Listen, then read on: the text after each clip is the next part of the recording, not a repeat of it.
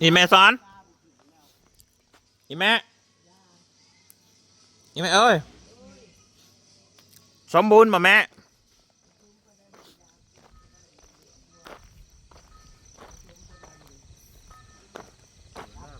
สบายดีพ่อแม่พี่น้องย้ำเบรกเด้อ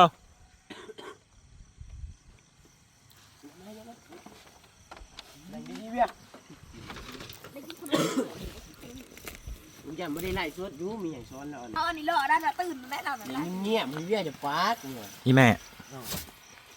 อีแม่คือยังบ่คืนอยู่กับตาเขานะ ยังบางทีไปใส่ก็คือดีบ่ เมนเด้ จะเอาขึ้นมือนี่บอกให้อันเอา แม่ลูกเมนพาย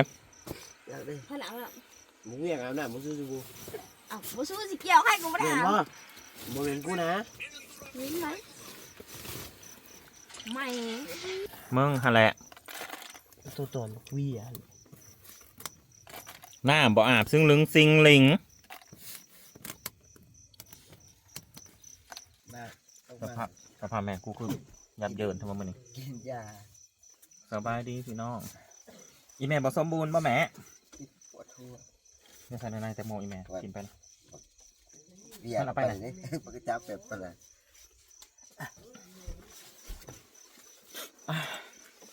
เป็นยังไงอีแม่สภาพแม่คอย ปวดหัวโมเก่าบ้าจะยาซื้อยาลงมากินเลยกินลงไปกันรับ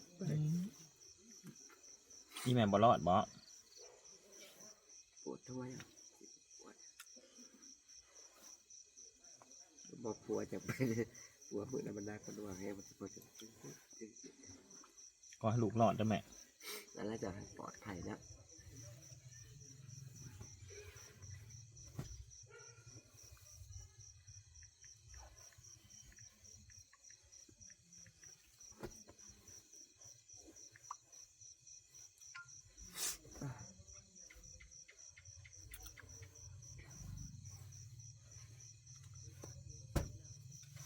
เห็นผู้หญิงด้วย หมดแต่ซึ้งลึงเอาไปเห็นเขาลูกถ่ายขีบ มาเห็นพี่น้องเลยหัวกับบันไดพี่เป็นแห้งเป็นแบบนี้นะ สภาพแม่สั้นนัก จะ น่า บอก แห้งบ่แม่ จะบอกผัวจะว่าเป็นคนชาวบ้าน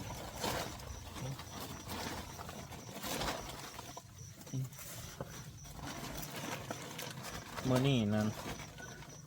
เย็นหน่อยหนึ่งพี่น้องก็จะว่าบ่ได้ล่มเนาะ ไว้ล่มพี่น้อง ขึ้นกันหนาวเบิ่งนู่นนี่มื้อนี้เอาฮ้อนนะมื้อนี้ ขึ้นว่า เมื่อวานนี่ลมอยู่เบิดมื้อพอข้ามมากกว่าห ล่ม นาว ล่มไปล่มเป็นแห้ง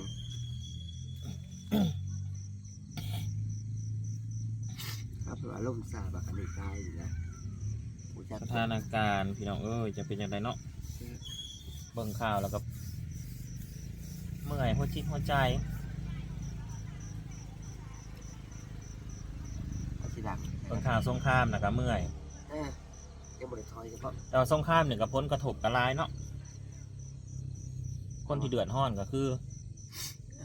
ผู้ที่อพยพเขาแหละ แม่ผู้ยกใหญ่เนาะผู้คุบผู้หอก แม่นผลกระทบของเขาก็คือบ่มีผู้เบิ่งคลิปทายังลงไปกับบ่มีผู้เบิ่ง เนื้อเขาก็เมาน้ำเสือกน้ำเสือ เพราะว่า FC เขาก็มัวแต่เบิ่งข่าว นะ รวมไปถึงคุณป้าน้ำคุณป้าก็บ่ได้เบิ่งแทบจะบ่ได้เบิ่งเลยคุณป้าวะ เราก็ติดตามโซนเครื่องงวด ถ้าก็อยากเบิ่งแล้วเครื่องงวดติดตามมึง ลูกนะหูข่าวแล้วก็ลูกกับเบิ่งอยู่แต่ว่าอ่านแต่หัวขอแล้วกันอ่านเนื้อในเล็กๆน้อยๆแล้วก็ผ่านไปเพราะว่าโอ้ยเห็นแล้วมันเครียด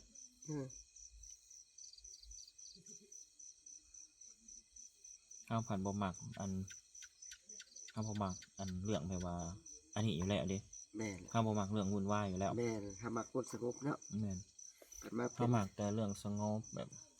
เฮฮามวลซื่นนี่ แม่ ไม่เคยเรื่องแบบนี้กับบ่มีหยังพี่น้อง FC เฮาทุกคนกะเฮากะให้กำลังใจนะแม่เนาะ แม่ สู้เด้อพี่น้องเด้อสู้ พี่น้องชาวไทยสู่ไปไกลปลอดภัย ก็ให้ปลอดภัยทุกคนทุกท่าน กา FC ทา เฮาง แล้ นี้ ว ก็ ก็ ได้ยินทางนี้ก็พอได้ไปสุดไปช่วยก็บ่ได้มีแต่ความอวยไส้ให้พรให้สู่ให้ชนะเบิดทางนี้ก็ได้ก็คือทวงพี่น้องชาวไท เฮาย น่ะอยากให้มันจบไวๆอยากให้มันเงียบไวๆเนาะ เออเออ เฮาให้กำลังใจ FC เฮาแหละ นะจ๊ะ ให้กำลังใจคนไทยเฮาน่ะ แม่น อืม พี่น้องชาว เฮา ไท ข่าวย ขางคนไทยไปยังเฮา แม่น จังข่าวขางคนไทยเฮาไม่อยู่มีกินกับย้อนคนไทย แม่น อืมลูกหลานเฮากับคนไทย แม่น เออนั่นแหละ ก็เป็นห่วงอยู่เป็นห่วงร้านนะพี่น้องแต่ว่าก็ฟังอยู่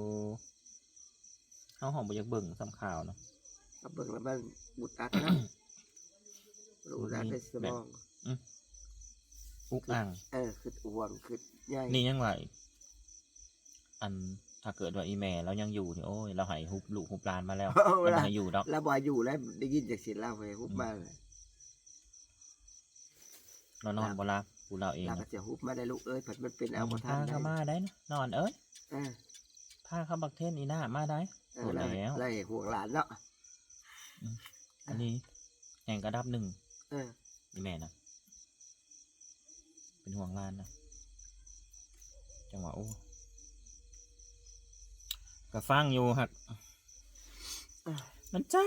จังไดเนาะเฮา ห้องบ่ครับ อันนี้นะเฮาเบิ่งข่าวนะทั้งปวดหัวทั้งเครียด เออ ทั้งบรรดามันอย่างสิสงบสุขบ่แม่นว่าเดือดร้อนแต่อยู่ทางลาวก็เดือดร้อนคือกันได้พี่น้องเอ้ย แม่น เดือดร้อนแล้วตัวอย่างก็คือนี่แหละนี่สอง YouTube เฮาถ่ายคลิปไปแล้วบ่มีไผเบิ่ง บ่มีไผเบิ่ง เขาก็เมาเนาะเมานั้น ใครก็มัวแต่เบิ่งข่าวเบิ่งหยัง แต่ว่า ไปสิมีอารมณ์มาเบิ่งเนาะเฮาก็เข้าใจอยู่ตรง กับ ใน มัน ส่วน ส จริง งบ อะ มันก็แนวนึงเนาะกาก็ติดตาม ก็เข้าใจอยู่แล้วก็เข้าใจคุณป้าก็บอกคุณป้าไปแล้วว่าบ่เป็นหยังว่า เออ ถ้าบ่มีเวลาสิเบิ่งก็ได้ เออ สถานการณ์นี่มันบ่มีอารมณ์สิมาม่วนน้ำซุมเฮาดอก บ่ริวแต่ชุมเฮานี่ก็มันก็บ่มีอย่ามัวละคือทวงคือทวงพี่น้องชาวไทย กินห่วงลูกกินห่วงหลาน อืม ก็ผิดนำสถานการณ์นั่นแหละเป็นห่วง FC เออแม่น ส่วนมาก FC เฮานั่นมีแต่อยู่ตามชายแดน แต่บ่เกิดเชื่อเกิดเชื่อ สุรินทร์ศรีสะเกษ อ่าอุบล เข้าไปในเฟซหนึ่งเขาเจ้าก็พากันโพสต์แต่เรื่องนี้นะ อะไรจ้ะ จักมือเลยพี่น้องหามือ6 มือเลยปะ แต่มัน ที่ เกิดมาช่วงนี้นะฮะ ยิงกันมานี่จะให้กำลังใจอะไรพี่น้องก็คอยปลอดภัยทุกผู้ทุกคน แม่น บอกว่าจะเป็นแนวหนาแนวหลังก็ได้ อาสนะผาแพ้วัตถุสิ่งพระแนวเอาวะ แล้วก็กลับมาแบบสงบสุขกันเก่า แม่นมาเพาะหน้าเพาะตากันคือเก่า อืม มาสวดมาส้มมาว่าวมาจากันคือเก่า อันนี้รถโอ้เนาะตื่นขึ้นมาเขี่ยเฟซเข้าไปเขี่ย YouTube เข้ามามีแต่ข่าวอย่างเดียว มีแต่ขาวอย่างเดียว เห็นแล้วก็เมื่อยใจ แม่น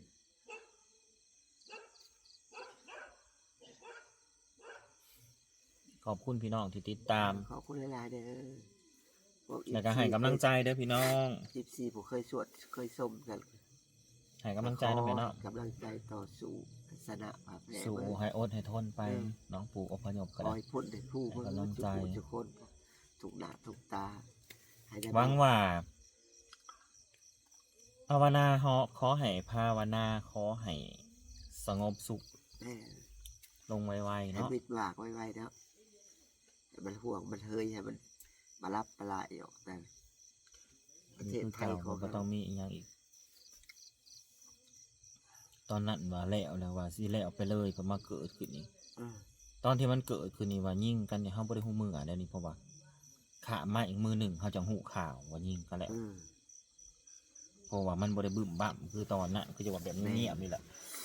มันบ่ คือ ได้ ว่าเฮาบ่ได้ติดตามข่าวเฮาก็บ่ฮู้ เออ ก็สิ จนอันนี้จนมือผ่านมามือใหม่เขาจังได้หัวเอายิงกันอีกแล้วโอ้ยอีกเลยเนาะว่ะ เออ ร้านกูสิได้ฮุบกันมาอีกเลยเนาะว่ะหากระมือ หากันมายิงกันกว่านี่ก็ได้ยินว่ามีตายหลายคนอยู่นะพี่ เอ น้อง อมันก็ต้องตายอยู่แล้วแหละแต่ว่า พี่น้องทางไทย รอบนี้นะบ่แม่นหลายมือกว่าตอนนั้นบ่พี่น้อง ก็หลายคนแล้วมื้อนี้มัน ตอนนั้นคือจังว่าบ่ได้หลาย 3 วันสุดแล้ว บ่ฮู้ว่าจักวันจำบ่ได้ แต่ชุดนี้มันละได้หา6 วันแล้วนะ บ่แม่น3ได้แม่อันนั้นกัน จะหลายวันบ่ พ่อก็ไม่คิดว่าพี่น้อง คิด สบายดี ได้พอกันไปได้ แม่ฉันสิบายอยู่บ่นี่เนาะ จักจะมาเว้าก็สิบอกพี่น้อง